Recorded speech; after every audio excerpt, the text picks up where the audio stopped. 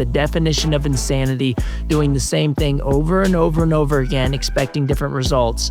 But now, because the unions mobilized parents to basically create their own union, one for the kids, they're holding politicians accountable at the ballot box. And now politicians are voting for school choice like we've never seen before. All right, guys, we got Corey here today. We're going to talk about the education system. Thanks for coming on, man. Hey, thanks so much for having me. A lot's about to change, right? Well, a lot is changing already. I mean, we're winning so much, I'm almost getting tired of winning. I mean, the unions really overplayed their hand during the COVID era. They fought to keep the schools closed. That showed parents what was happening in the classroom. And conservatives in particular were pissed off about the critical race theory in the schools, the gender ideology, far left indoctrination. That mobilized parents like we've never seen before. And they started to push for school choice. And we've had 13 states now go all in on school choice, letting the money follow the child to the school that works best for them, whether that's the public school, private school, charter school, or a home-based education option. Most recently, Tennessee became the 13th state to go all in. It's basically the idea of the money that's meant for educating your child that's funded by the taxpayer dollars. In the current system, the status quo makes you take that money to your assigned school based on your address. It creates a lot of monopoly power. They have no incentive to spend money wisely. They get a lot of money and they put it towards administrative bloat, doesn't go to the kids. But now that money can follow the student, creates more competition, and the public schools get better as a result. That's interesting. I grew up in Jersey. How are the schools over there? Pretty horrible, and they spend a lot of money. I think they spend between $30,000 and $40,000 per student in New Jersey. I know in New York City, they're at $40,000 a kid per year. I didn't know that. And if you look nationwide, I mean, it's $20,000 per kid in the U.S., in the government-run school system. We spend more than any other country on the planet.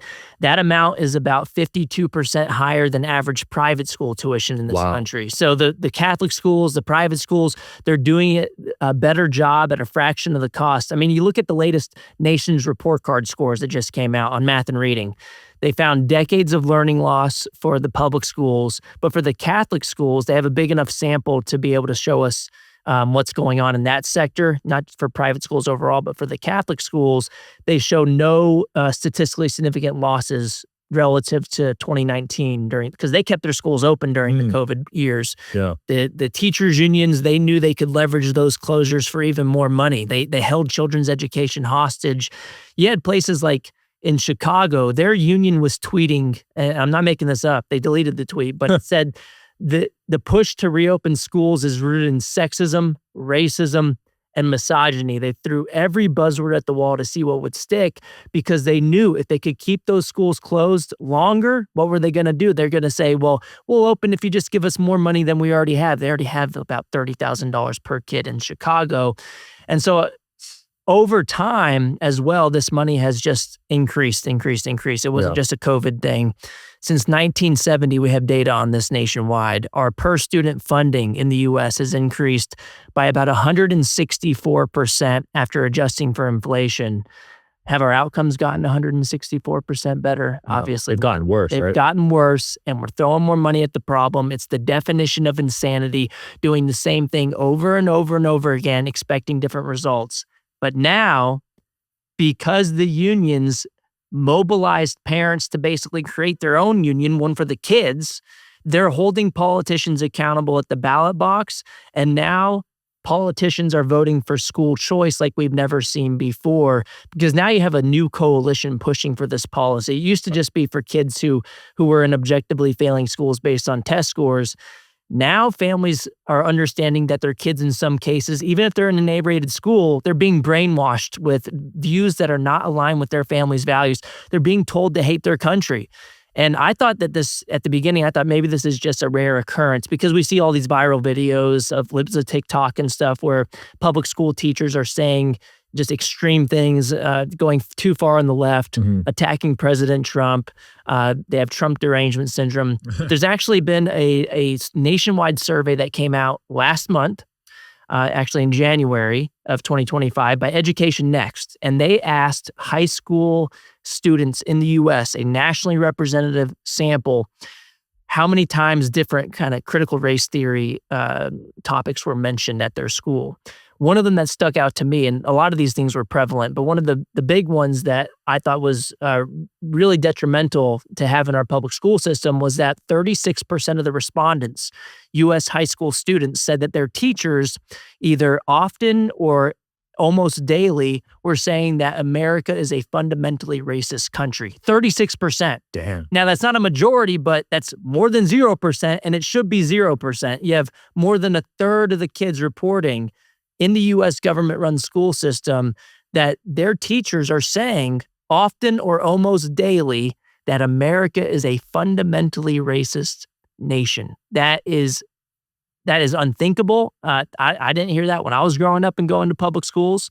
But that's why so many families are upset. And they tried to take this to the school board meeting, right? Because we kind of used to hear about this idea of democratic accountability, that if you don't like what you're getting at the public school, they'll listen to you if you go show up and you complain at the school boards. Yeah. We saw how well that worked. They labeled parents as domestic terrorists. I mean, the National School Boards Association actually sent a letter to President Biden implying that parents protesting about CRT at school board meetings should be investigated, invoking the Patriot Act for domestic terrorism. Holy crap. Play stupid games, win stupid prizes, though, because 26 states have since left the National School Boards Association. Wow. They've imploded. They stepped on a rake, and now the jig is up because this has all been exposed. The schools are open now, but the problems are still there, and the parents are hearing about it, and they're not going to give up the fight. They remember how powerless they felt in 2020, and they're going to continue fighting so they never feel powerless like that ever again. And school choice, in my view, is the best way to empower parents to fight back, because now, if you go to your school board meeting and let's say you want to stay in your public school, if you have the power to take your money somewhere else, that school board's going to think twice about calling you a domestic terrorist. They're going to think of you as a customer. Right. They're going to think of you as a partner in the relationship. But when you don't have competition, they view you as a nuisance. They view you as the enemy. And we saw that firsthand during the COVID years. But this revolution is still continuing today. In my home state of Texas, the bill for universal school choice recently came out in both chambers. It actually passed through the Senate by a vote of 19-12. All Republicans except for one voted against it. All 11 Democrats in the Texas Senate voted against it. And a majority of them sent their own kids to private school, those Democrats who voted against school choice. Total hypocrites on the issue. School choice for me, but not for thee. I mentioned Chicago a second ago. Chicago Teachers Union boss, her name is Stacey Davis Gates. A couple of years ago, she was posting and saying that school choice is racist was her argument. Guess what we just found out last year? She sends her own kid to private school. So she either is telling on herself and calling herself racist in some weird way, or she is just trying to protect the status quo because she's the union boss and that's what she has to do. She knows they're failure factories. That's why she doesn't send her own kid there. She sends him somewhere else. And I don't blame her for that. I think everybody should have those opportunities, and you shouldn't pull the ladder up from behind yourself and fight against school choice for others. It should be open to all. Yeah. I wonder what the statistics are on public school graduates and success. Well, if you look at the nation's report card that just came out, it's about a third of students are proficient in reading and about a quarter of students are proficient in math. It's horrible, especially given the how we spend more than any other country. The international assessments just came out recently too. They're called the TIMSS, TIMSS. I forget what that stands for, but TIMSS, if you want to look it up. And the U.S. fell on the TIMSS. Ever thought about how much EMF and radiation your body is exposed to every single day? From smartphones to Wi-Fi, modern technology never stops emitting invisible stressors that could disrupt brain function, hormone balance, and cellular health. That's where Aries comes in, the only scientifically validated solution designed to help your body adapt to today's technology. It's trusted by elite athletes, used by the UFC, WWE, Canada Basketball, and the Minnesota Timberwolves. It's backed by science, 100+ scientists, and 40+ institutions confirm its effectiveness. It's patented, peer-reviewed, clinically proven, and publicly traded Wi-Fi is the most tested, researched, and validated EMF solution on the market.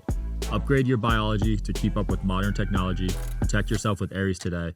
Click the link below to learn more.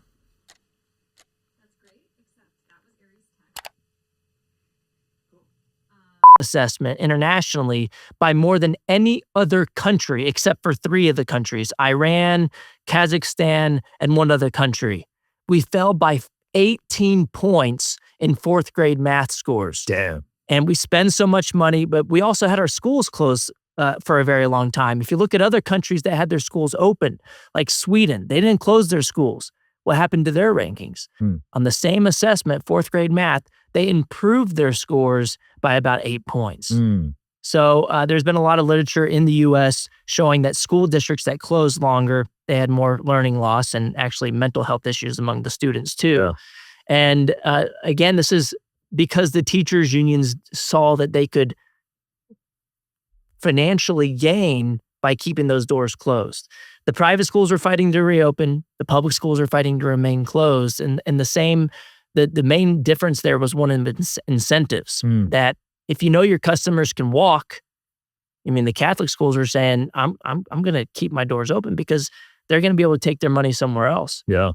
And this really made it an easy argument for school choice because during COVID, when your grocery store closed, that might have been a horrible thing, but at least you could take your money somewhere else. When your school closed, they got to keep your money. And families were scrambling, trying to figure out how to pay again out of pocket for a private school that was open, or trying to figure out homeschooling. That's another silver lining here, is that homeschooling has basically doubled or tripled since pre-pandemic levels, according to the U.S. Census Bureau. Families have figured out they can learn more at a fraction of the time. Their kids are less anxious. And in some of these school choice programs that are passing, you can use that money to homeschool your kid too. And Trump has also argued for a tax credit for families who homeschool, up to $10,000. And he's also promoted school choice passing out of Congress. There's a bill right now called the Educational Choice for Children Act, creates a nationwide school choice program. It's supported by Speaker Johnson. It's supported by the Senate leader, Thune. And a majority of the Republicans in both chambers have signed on to at least one version of that bill. And it's already passed out of a committee last year in September. So there's a lot of momentum happening right now on the education front. We haven't seen anything like that. I mean, we've seen more victories. We've seen more advancement on the school choice front in the past 4 years than in the preceding 4 decades. Yeah, that's exciting. It's a huge deal. It's thanks to guys like you. It's thanks to guys like Charlie Kirk saying college is a scam. Yeah, Charlie Kirk's fantastic. He's a great advocate for education freedom. A lot of people have, said that I've kind of helped push the fight too, but we should really, raise our glass to and give a toast to people like Randy Weingarten, the president of the teachers unions, for inadvertently doing more to advance school choice and homeschooling Thanks, than Randy. anyone could have ever imagined. I actually dedicated this book to Randy Weingarten. And if you want to look at the endorsement on the back by Ted Cruz, he's a senator from my home state of Texas. He says you can ruin Randy Weingarten's day by reading this book. Oh, I love it. It's their fault. I mean, they've been so drunk on power for so long. They've injected their politics into the classroom. I mean, the radical left figured out a long time ago that they almost didn't even have to have their own kids. They could shape the direction of this country by using the school system as a way to mold the minds of other people's children for 13 years of their lives, for 7 hours a day, with 50 million kids or so each year in the government-run school system. They can churn out Democrat voters using that school system without even having their own kids. So conservatives and libertarians, if you want to fight back, if you're a limited government supporter, if you support the free market, if you're against socialism, you can't win this battle just by having more kids. That helps, obviously, but you need to take back control of the school system and also fight for school choice so that if a low-income parent is stuck in this school, that they're teaching kids all the genders and teaching more about the LGBTs and the ABCs, that parent needs to say, you know what, I want to focus on the basics for my kids, and maybe I'll talk about that other stuff at home. Right. Let's have the money follow me to this private school or this charter school that's doing a better job. Or, hey, maybe I want to raise my own kids. maybe I'll do homeschooling and have some of that funding follow the child too. Yeah. So I think this is going to shape this direction of our country in a better way now that we have more education freedom, and the wins are going to continue racking up. And look, Vodi Bakum said it best.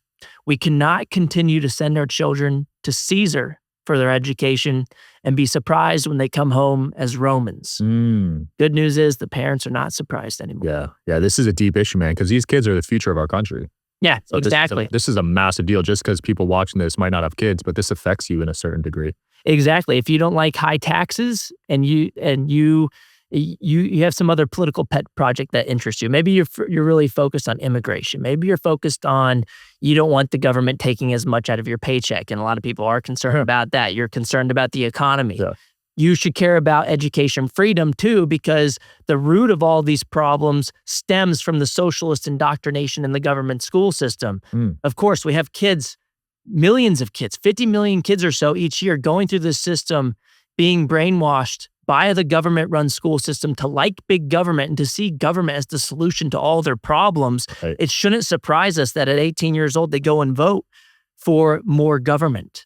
Democrat. I mean, they're and Democrat. And if you look at Randy Weingarten's union, for example, there's something more insidious going on here with it's not just the school system churning out Democrat voters. We have a money laundering operation on the political side with the unions. 99.9% of Randy Weingarten's union's campaign contributions went to Democrats in the 2024 election cycle. Damn. And it's not new. This has been happening for decades. You look at the Open Secrets website, they list this every single election cycle, about 98, 99% every single time from AFT, the American Federation of Teachers, it goes to Democrats. Wash, rinse, repeat. It's a money laundering operation. It ought to be illegal. And hopefully more and more people start to see this is some BS going on and we need to push back. And we should ban taxpayer funding of teachers unions. Some states are pushing to do that, like Idaho right now. They're currently debating this in their state Senate. And we also need to defund the unions through school choice. Because if unions actually had to listen to parents and say, well, maybe they're going to go somewhere else and our unions won't have as much power because of that, maybe they'll start to rethink things. Maybe instead of fighting against parental rights in education, they'll say, I'm going to pick a different battle. I'm going to just focus on, I don't know, maybe having a better job for teachers and maybe paying them a little more. Because if you look at where the money goes today, the unions aren't doing a good job for the teachers either. They're doing a horrible job for parents. They do not think parents should choose their child's own education and direct the upbringing of their child, but they're also failing for the teachers. Since 1970, I mentioned spending has gone up in the public schools by 164%. Guess how much the teacher salaries have gone up since that time? Not a lot. They basically haven't moved. Only about 3% increase, inflation adjusted, since 1970. And why is that? Well, it's become more of a jobs program for administrators than an education initiative for kids. We have data on this nationwide. Since 2000, according to the National Center for Education Statistics, we've increased the number of students in the system. Enrollment has increased by about 5% since 2000. It hasn't really changed much. The number of teachers in the system has increased by twice that rate, by about 10%. The number of administrators in the system has increased by 95%. Holy crap. 19 times the rate of student enrollment growth.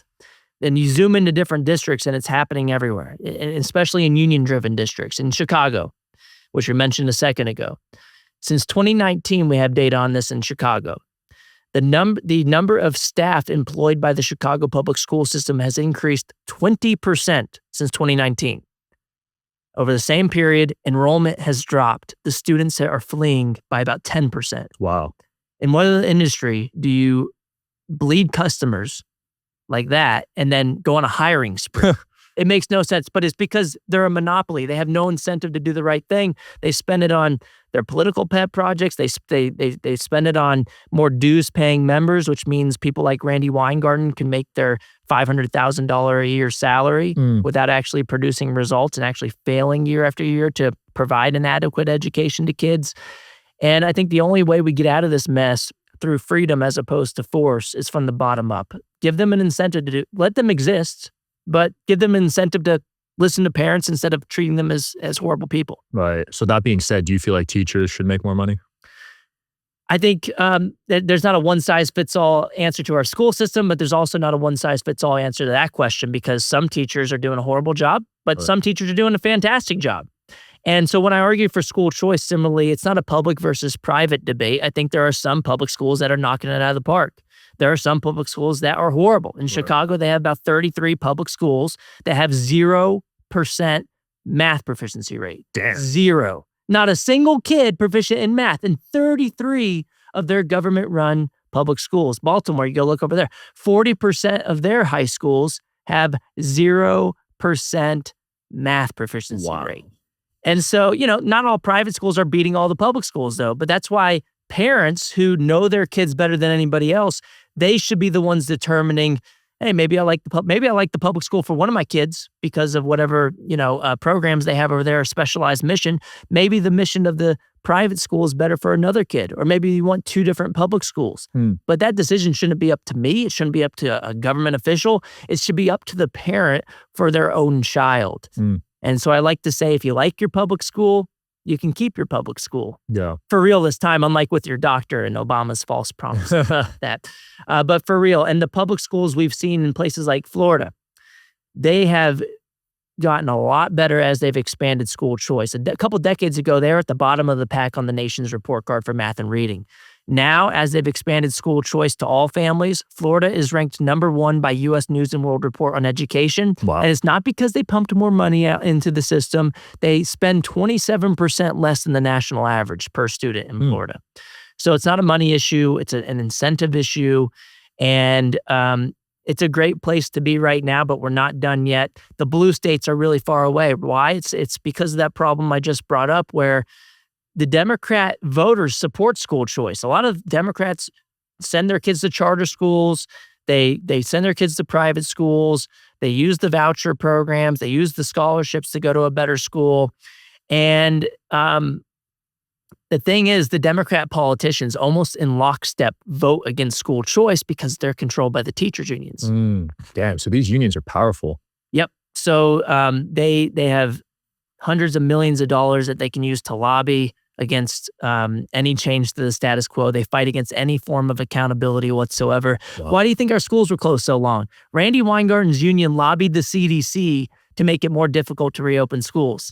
The NEA did the same thing, the National Education Association. They're the largest labor union in the country.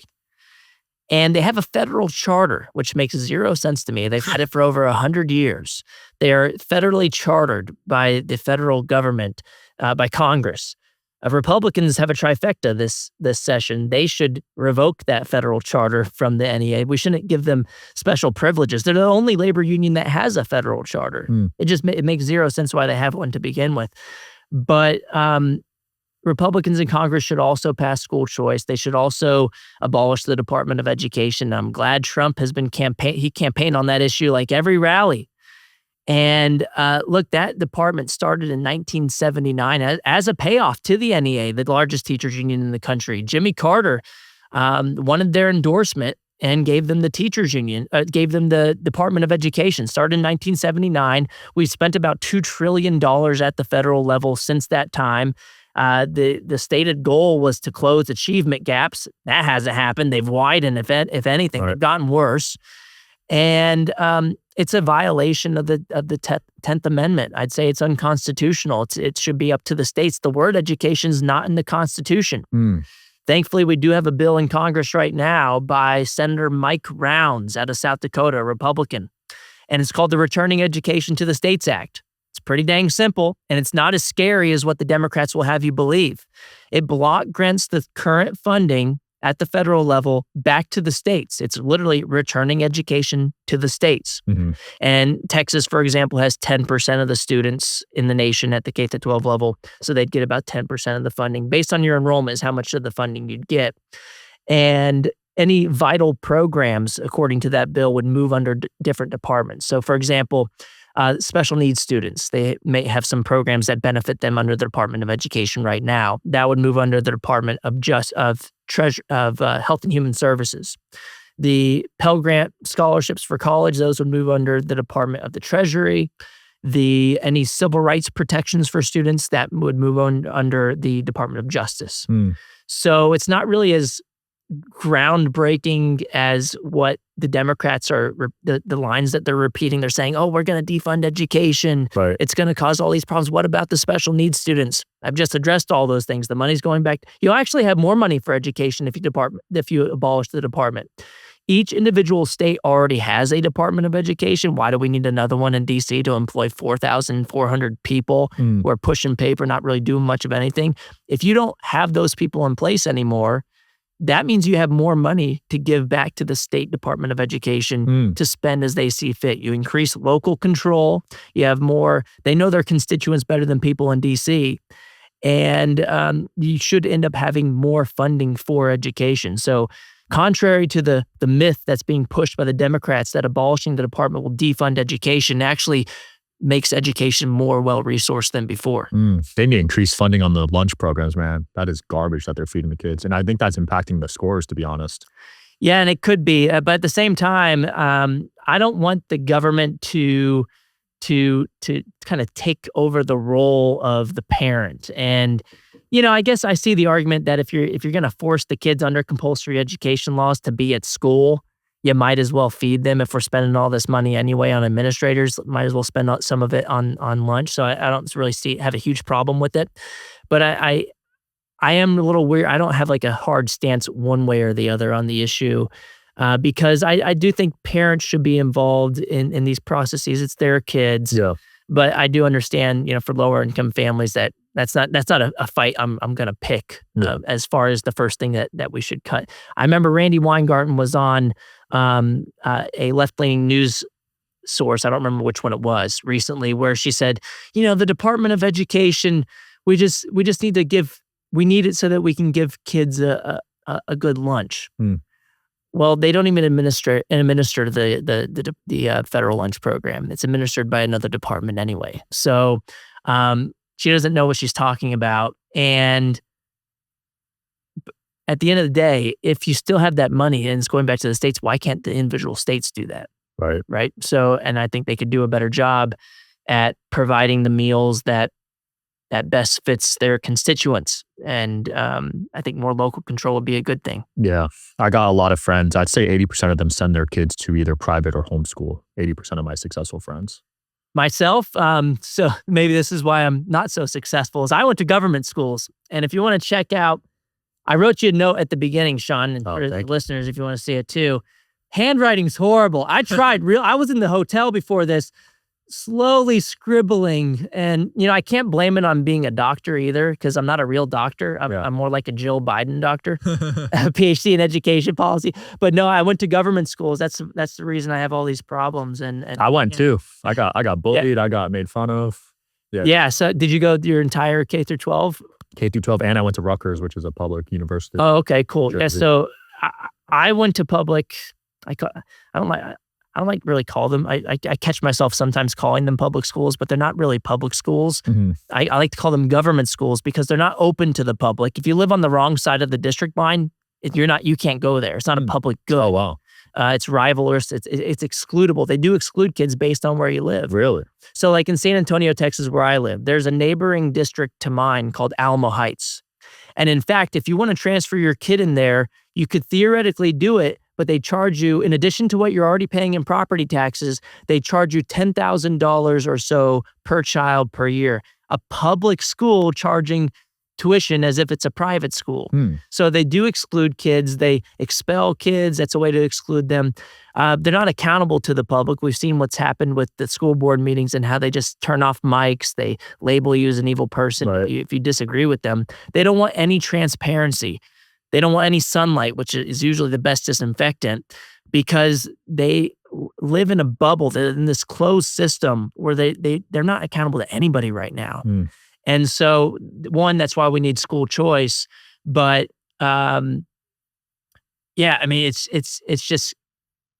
I actually went to a public Oh yeah. So they're not accountable to the public. They're not open to the public. They're not public goods as an economics basic definition of being rivalrous and excludable. You can't exclude people. They do exclude people. They're run by the government.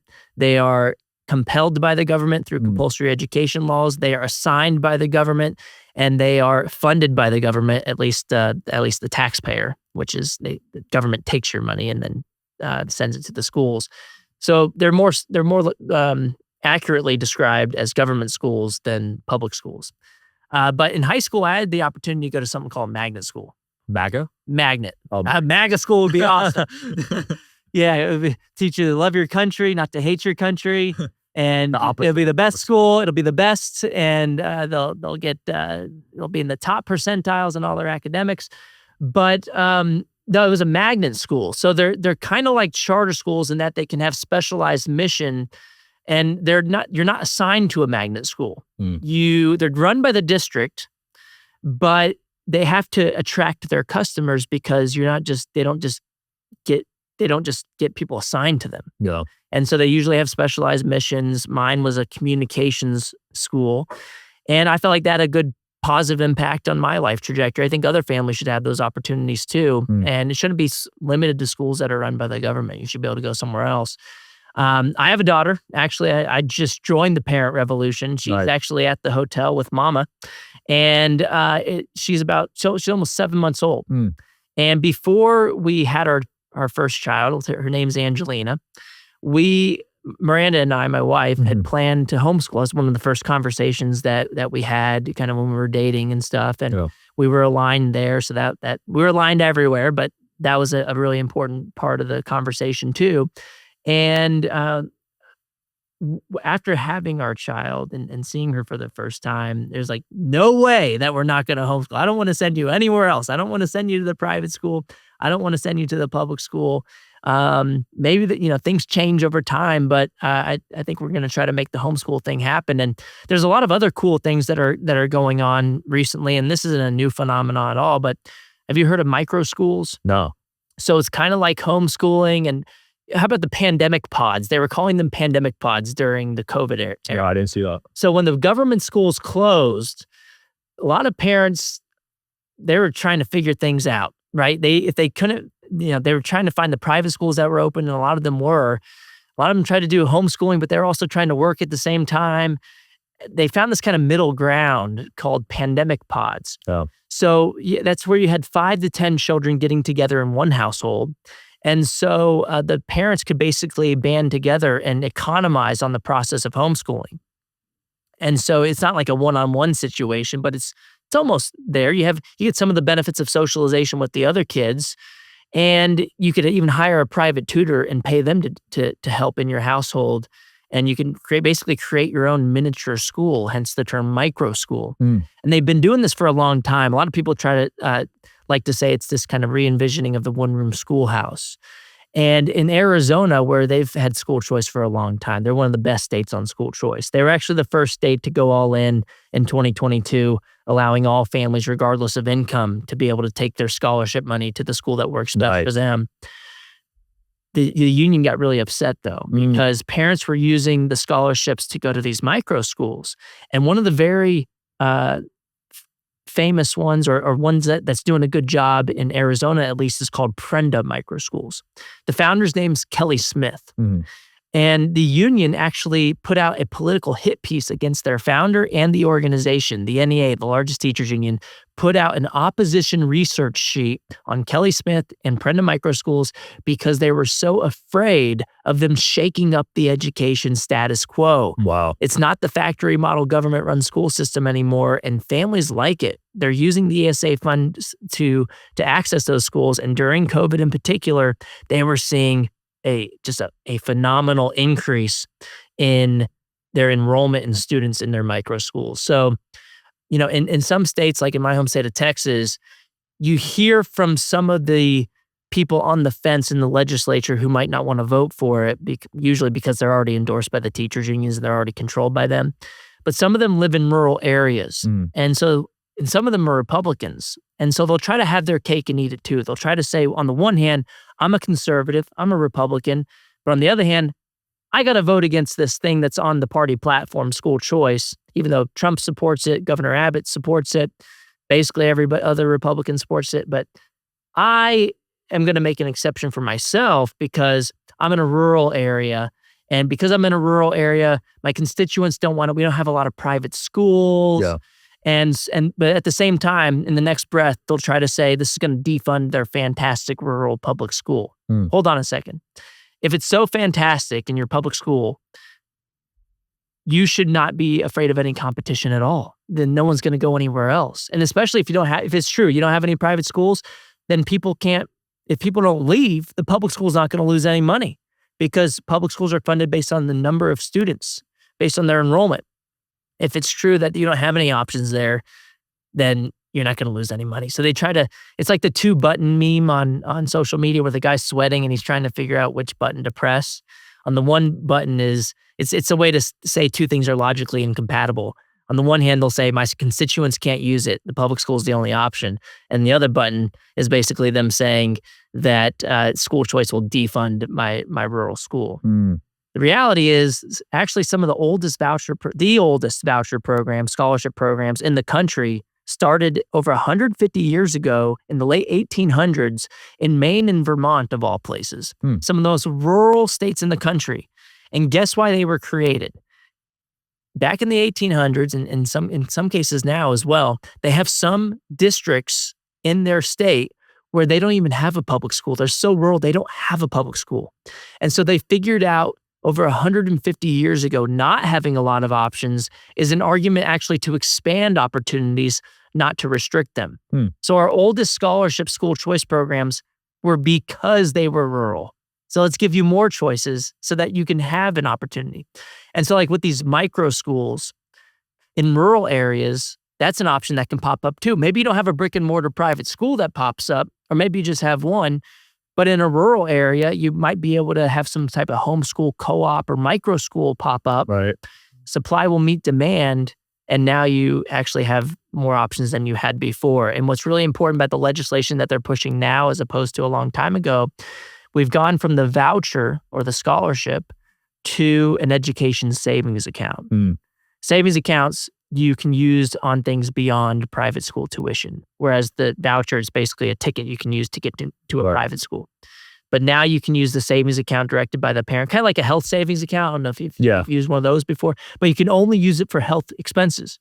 With the education savings account, it's that money that would have went to your government school. You can still choose that if you want, but if you don't, that's a portion of that goes into that savings account directed by the parent, can be used for private school tuition if you want, but you could also use it for homeschool curriculum, micro schools, private tutors, or guides. Cool. And so it really is the gold standard of school choice policy. It really takes us from school choice to education choice because, as we know, schooling is just one way to achieve an education. And in some ways, schooling is antithetical to education. These days, yeah. I mean, I don't know about your experience in the public school system. Not good.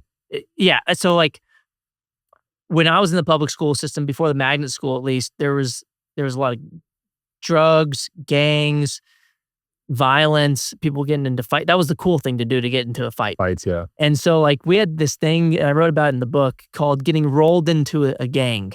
And the way that they would do it at my middle school is if you got beat up in the bathroom by fellow gang members, then all of a sudden that means that you were initiated into the gang too. It's like a prison. And I actually had a friend, and I've still talked to him to this day, and he's mentioned in the book, but not by name.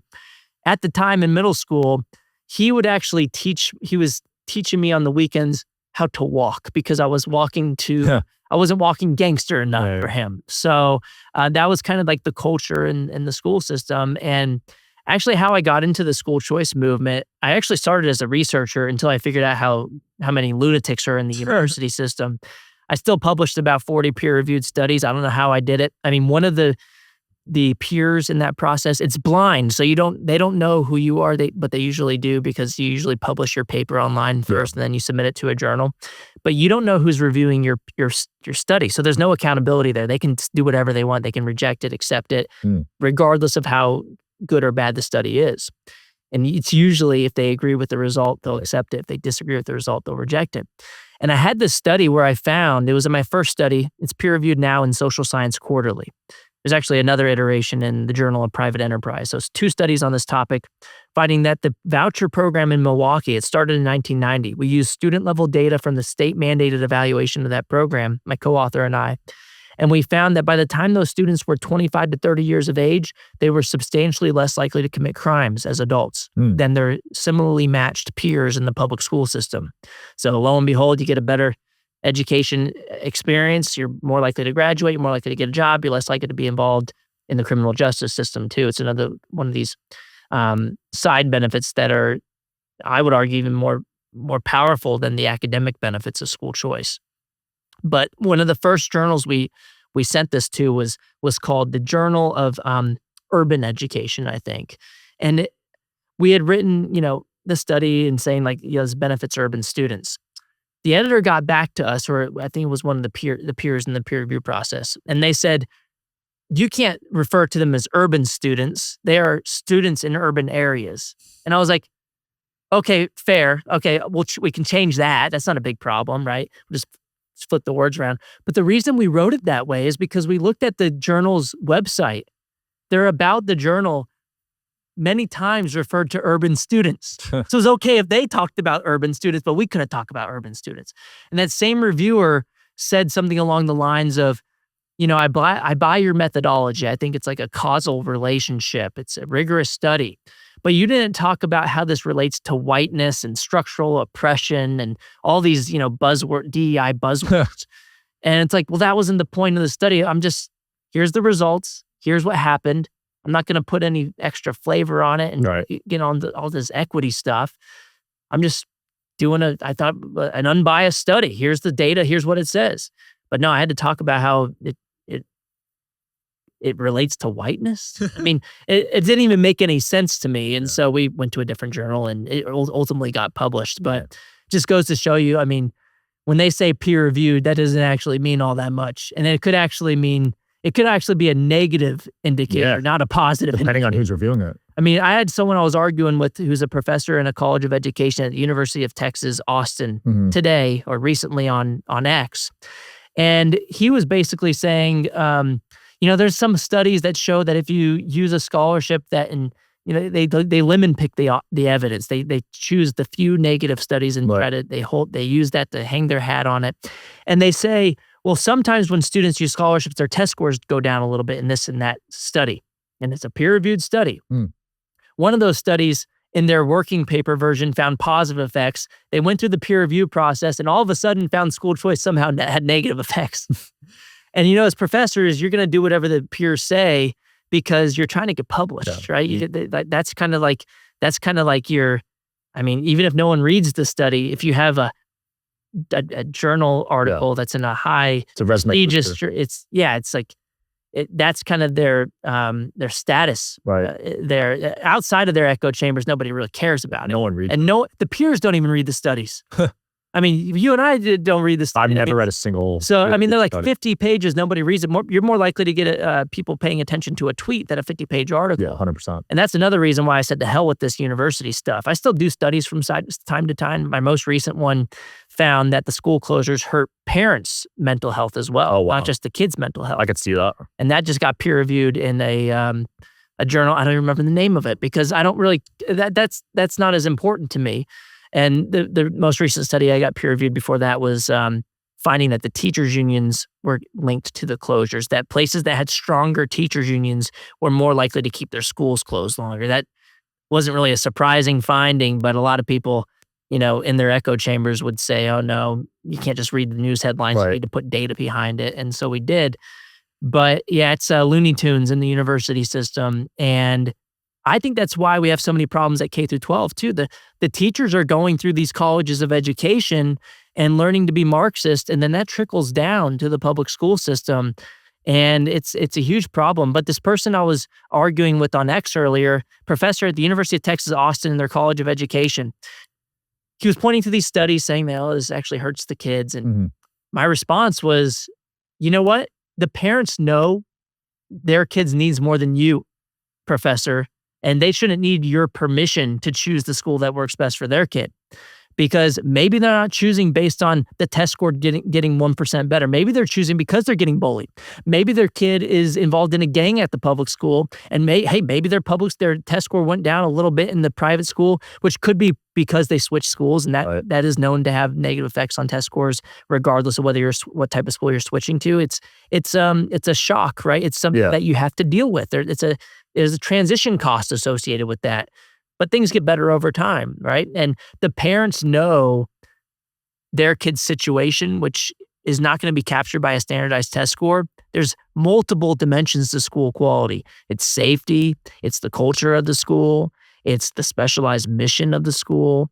And the parent knows that better than any bureaucrat sitting in an office hundreds of miles away. And they certainly know it better than some PhD who doesn't even have their own kids, and some PhD who likes to call themselves doctor, even though they're more like a Jill Biden doctor. 100%. Corey, it's been awesome, man. Where can people find your book and keep up with you? You can find it on Amazon. It's actually a national bestseller, ranked by USA Today. Those New York Times people, they didn't put it on the list, but Trump endorsed the book as well. But on Amazon, it's The Parent Revolution: Rescuing Your Kids from the Radicals Ruining Our Schools. And it's actually 45% off right now. So take advantage of that. It's almost half off. And check it out. You can follow me on X. It's at DeAngelis Corey. And again, if you want to take Ted Cruz's advice, Senator from Texas, he says on the back, you can ruin Randy Weingarten's day by reading this book. I love it. We'll link up below. Thanks for coming on, Corey. Hey, thanks so much for having me. Thanks for watching, guys. Check out his stuff below. See you next time.